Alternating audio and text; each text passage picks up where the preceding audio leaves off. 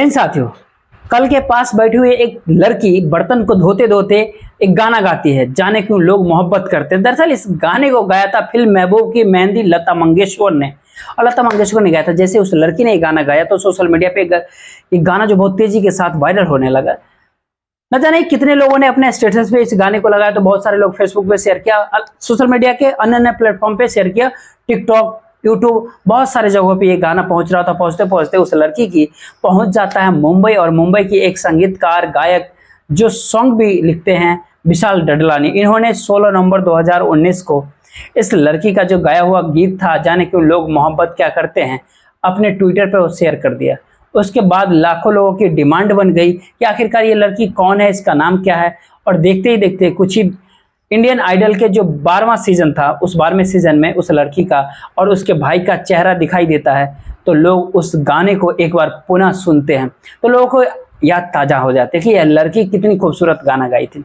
आज उस लड़की को ही पूरा हिंदुस्तान जानता है, बल्कि कई मुल्कों में ऐसे पहचानते भी उन्हें। उस लड़की का नाम है फरमानी नाज, जिसे आप भी जानते होंगे, जिसके यूट्यूब पे लगभग 50 लाख सब्सक्राइबर हैं, 5 मिलियन, और फेसबुक पे लगभग 35 लाख फॉलोअर्स हैं उसके।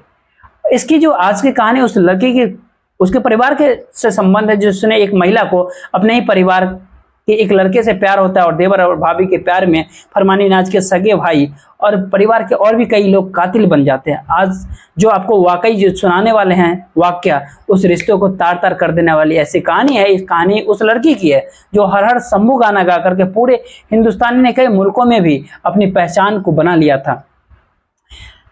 आदाब, नमस्कार, मैं जितेंद्र कुमार, आप देख रहे हैं स्टडी सफर तक। आप जो सच्ची घटना आज सुनने वाले हैं वो उत्तर प्रदेश जिला का एक मुजफ्फरनगर जिला पड़ता है, और उसी जिले का एक थाना पड़ता है रतनपुरी। रतनपुरी थाना क्षेत्र के अंतर्गत एक मोहम्मदपुर गांव आता है, मोहम्मदपुर माफी। और बात मैं कर रहा हूं 5 अगस्त 2023 की रात लगभग 9 बजे के आसपास। इस मोहम्मदपुर माफी गांव का रहने वाला एक 17 साल का लड़का होता है, जिसका नाम खुर्शीद होता है। उसके छोटे भाई का नाम फरीद। दोनों ही भाई, पहले खुर्शीद अपने घर से निकला टहलने के लिए बाहर, और पीछे पीछे फरीद भी आ जाता। खुर्शीद अपने छोटे भाई फरीद से कहता है कि तुम सीधे घर चले जाओ, मुझे यहाँ टहलना है, मैं तो रोज यहाँ पर आता हूँ। लेकिन फरीद जिद कर रहा था कि मुझे भी तुम्हारे साथ ही टहलना है। अब गांव से ये मोहम्मदपुर माफी और रतनपुरी सालावा एक मार्ग आता है, जहाँ पर 150 मीटर की दूरी पर एक खुर्शीद पहुंचा ही था। मैं जो 17 साल का लड़का होता है ये खुर्शीद, और देखते ही देखते एक के खेत के अंदर से 2-3 लोग आते हैं और ताबड़तोड़ दो धारदार हथियार से इस खुर्शीद पे वार कर देते हैं।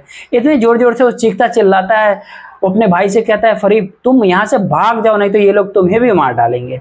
और फरीद भी अब वह जोर जोर से चीखने चिल्लाने लगता है। चीख और पुकार सुन करके गांव के लोग जब उस और भागते दौड़ते हैं जहां पर यह चीख पुकार मच रही थी, वहां पे 3 लोग अपनी बाइक स्टंट पे बैठ करके सवार होते हैं और वहां से निकल जाते हैं। उसके बाद से फिर जो इस लड़के को, जिसकी उम्र 17 साल हम बता रहे हैं, खुर्शीद नाम है, उसको अस्पताल लेकर के जाते हैं लोग, और अस्पताल पहुंचते पहुंचते वो मर जाता है। लेकिन बताया जाता है कि इसके खेत से 3 लोग निकल करके आए थे, उन्होंने हमला किया और एक बाइक से वो लोग तीनों भागे। और इतना ही था, देखते देखते ये जो घटनाएं थी, ये जो हत्या किया गया था, ये सोशल मीडिया के अंदर वायरल होता है। वायरल होगा कि भी क्यों बना, जो लड़का मरा है, जिसका कत्ल जो हुआ, उसका नाम खुर्शीद होता है, और उसकी सगी ताऊ की बेटी का नाम फरमानी नाज होता है, जिसका क्या इंस्टाग्राम हो या फिर फेसबुक हो या फिर यूट्यूब हो, या हर जगह पे इनके लाखों करोड़ लोग हैं, फॉलोअर्स जानने वाले हैं, उनके गाने सुनते हैं, उनके लिखे हुए गानों को जो सुनते हैं। ऐसे पुलिस पे दबाव पड़ने लगता है कुछ ही देर में, और उस अस्पताल में न कि बल्कि थाने के अंदर भी हंगामा शुरू हो जाता है कि जो भी कातिल है उन कातिलों को जल्द से जल्द गिरफ्तार कर लिया जाए। लोग जब हंगामा करते हैं, नेता भी वहाँ पे शामिल होते हैं, और पूरे देश के अंदर यह मामला फैलता है। या हर कोई को जानना चाहता था कि फरमानी नाज के भाई का कत्ल कौन किया है, क्या इसके संबंध है, क्या मामला, पुलिस आखिर क्या करे तो करे क्या। 300 से ज्यादा लोगों से पुलिस पूछताछ किया, लेकिन जिस रोड पे वो कत्ल किया गया था, उस रोड पे दूर दूर तक ऐसा कोई सीसीटीवी कैमरा भी नहीं था। फिर भी पुलिस ने सीसीटीवी कैमरों का तलाश किया, जहां जहां दूर दूर तक जिस इस रोड से लिंक था उस लेकिन सीसीटीवी कैमरे में ऐसा कोई सबूत मिला ही नहीं। खुर्शीद एक मोबाइल रखे हुआ था उस टाइम, उसका सीडीआर निकलवाया जाता, लेकिन सीडीआर से भी ऐसा कोई सफलता पुलिस वालों को नहीं मिल पाती है। कोई इससे जब उसे सफलता नहीं मिलती तो पुलिस वाले करे तो क्या करे, लेकिन धीरे धीरे करके वो जब समय आगे बीतता है और वक्त जैसे आगे बढ़ता है तो पुलिस वालों के ऊपर दबाव भी लगातार बढ़ रहा था और उनके कई तरह के ऐसे सवालिया निशान लग रहे थे प्रशासन के ऊपर कि वो प्रशासन अपनी ईमानदारी से काम नहीं कर रहे। लेकिन इस जिले के जो एसपी होते हैं संजीव सुमन, साथ ही एसपी देहात अतुल श्रीवास्तव ने एक कसम खा लिया था कि जो भी असली कातिल होंगे उस असली कातिल को ही जेल भेजा जाएगा, चाहे वो समय चाहे जितना लग जाए, चाहे समय जो भी लग रहा है, लेकिन जेल जाएंगे तो असली कातिल ही जाएंगे। और इसके बाद से जो पुलिस वालों ने एसओजी टीम सहित 3 अलग अलग टीम को गठित करते हैं और 3 को टीम बनाने के बाद हर तरीके से जांच करने का प्रयास करते हैं। इस परिवार के जितने भी लोगों से दुश्मनी है इस लड़के का, इस परिवार के अंदर किसी भी सदस्य किसी भी अफेयर किसी से नहीं है, संबंध तो नहीं, लेकिन पुलिस वालों के आते कोई भी एविडेंस नहीं मिलता। लेकिन आखिरकार कहते हैं ना कि जिसे किसी जगह पे सुई को मिलना, एक सड़क पे उस नंबर पे एक नए नंबर से एक कॉल आ जाता है, फोन आ जाता है और फिर उस नए नंबर की जब पुलिस वाले तलाश में जुटते हैं तो कत्ल होने से वो 2 दिन पहले ही वह नंबर अलॉट किया गया था, लिया गया था और 1-2 बार उससे और बातचीत हो चुकी थी। पुलिस ने उस नंबर की जब जांच पड़ताल करने की प्रयास किया, जब जांच किया तो पता चला कि इस नंबर का जो इस्तेमाल किया गया एक लड़का कर रहा है जिसका नाम है फरियाद, जिसके बाप का नाम है उजागर, जो खास रोहतक थाना लगता है, जिला मेरठ का वो रहने वाला है। पुलिस इसे तो गिरफ्तार तो कर लेती है, कब्ज अपने शक्ति में लेकर के अपने तरीके से उसे गिरफ्तार करके पूछताछ करती है। पूछताछ करने के बाद यह एक चौंकाने वाला खुलासा करता है। सर फरियाद बताता है कि 10 अक्टूबर 2023 को ही इस घटना का 1 महीने 5 दिन के बाद जब यह खुलासा किया जाता है, पुलिस ने इस घटना का खुलासा कर रही थी पुलिस वाले, तो बताता है सर फरमानी नाज का जो भाई है जिसका नाम फरमान होता है, उसके पत्नी है साली है और पत्नी और साली से इसी के सगे चचेरे भाइयों का प्यार हो जाता है, अफेयर हो जाता है।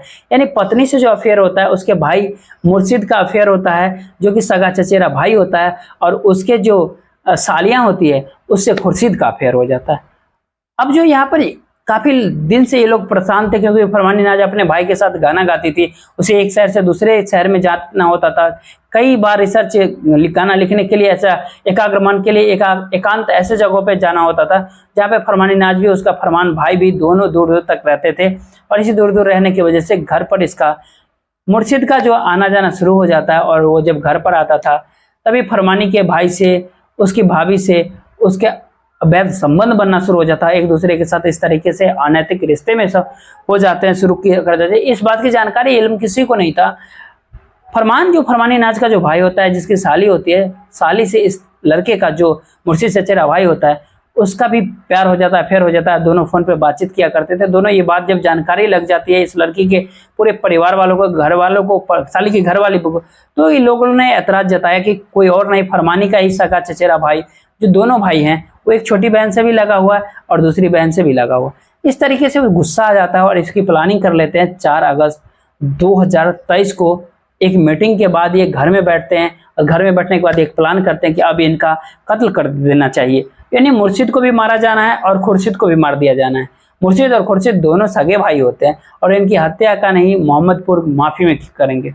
5 अगस्त 2023 के रात को एक दिन को मुकर्रर कर लिया जाता है और फरियाद, जाकिर जो कि जानिकपुर मेरठ का रहने वाला, एक साकिर, 3 लोग स्प्लेंडर बाइक से आते हैं और बाइक से पहुंचने के बाद एक एक करके ई के छिप में जाकर के छिप जाता है। और इन्हीं फरमानी और उसके बाप आरिफ ने पूरी इंफॉर्मेशन दी थी कि कब घर से निकलता है और कब नहीं निकलता है, और यहीं से जब घर से निकलता है खाना खा करके बाहर टहलने के लिए तभी उसे सूचना दी जाती है कि वो निकल गया है। दूसरे भाई की भी कत्ल करना था, लेकिन पहले उन्होंने जाके खुर्शीद की हत्या करते हैं। एक के बाद एक लगभग 8 से 10 11 बार चाकुआ पेल देते हैं। कुछ ही देर बाद वो दम तोड़ देता है, मर जाता है। पुलिस जब इस घटनाक्रम का पूरा खुलासा करती है तब जाकर के पता चलता है कि फरमानी के भाभी के साथ चचेरे भाइयों का अफेयर था, प्यार था। फरमानी की भाभी की छोटी बहन से चचेरे भाइयों का प्यार था, वैध संबंध बन रहे थे और इसी को लेकर के परिवार में ज्यादातर एक तरह से इस बात से लोग नाखुश थे, दुखी थे, जो परिवार के रिश्ते जो तार तार हो रहे थे।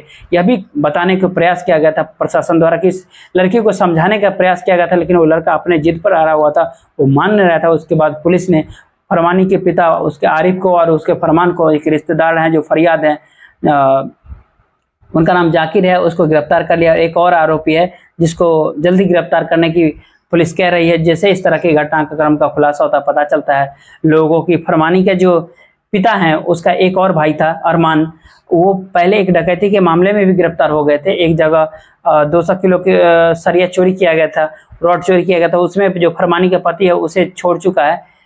यानी बाप उसके डकैती में जा चुका है, कत्ल के अंदर भी गया, उसका भाई एक डकैती में गया है, उसके भाई एक जो है कत्ल में गया। लेकिन इस तरह से उसके परिवार के साथ जो लगातार रिश्ते की जो बात किया जा रहा है, जो मामला जो सोशल मीडिया के अंदर फैल रहा था, तो लोग को ये जानना चाह रहे थे कि फरमानी के भाई का क्या इसके अंदर रोल है, और क्या फरमानी की जिंदगी में चाहे जितने भी शोहरत उन्होंने पा लिया, लेकिन उसके परिवार के जो गुल खिलाए वो अभी किसी से कोई छिपा हुआ नहीं है।